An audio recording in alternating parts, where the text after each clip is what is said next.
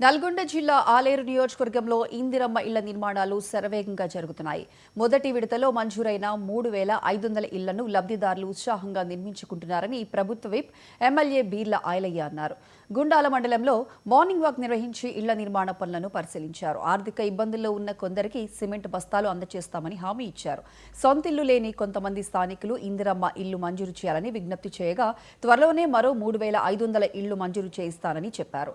గతంలో బీఆర్ఎస్ ప్రభుత్వం పేదలను పట్టించుకోలేదని, అర్హులైన ప్రతి పేదవాడికి కాంగ్రెస్ ప్రభుత్వం ఇల్లు మంజూరు చేస్తుందని బీర్ల ఐలయ్య చెప్పారు. ఈరోజు ఆలేరు గుండాల మండలంలో గుండాల హెడ్ క్వార్టర్లో సుమారు 34 ఇండ్లు ఇందిరమ్మ ఇల్లు మంజూరు చేసి వాటి పురోగతికి ఎట్లా స్టార్ట్ అవుతున్నాయి, వాళ్ళకున్న సమస్యలు ఏంది, గౌరవ ముఖ్యమంత్రి నేతృత్వంలో ప్రతి సంవత్సరం తెలంగాణ రాష్ట్ర వ్యాప్తంగా 4,50,000 మందికి వాళ్ళ సొంతింటి కళ నెరవేర్చే క్రమంలో ఒక్కొక్క నియోజకవర్గానికి 3,500 ఇండ్లు, మన నియోజకవర్గానికి 3,500తో పాటు దత్తత తీసుకున్నటువంటి వాసాల మరికి 200 ఇండ్లు ఎక్స్ట్రా మంజూరు చేయడం జరిగింది. మన ఆలేరుకు 3,700 ఇండ్లు వచ్చినాయి.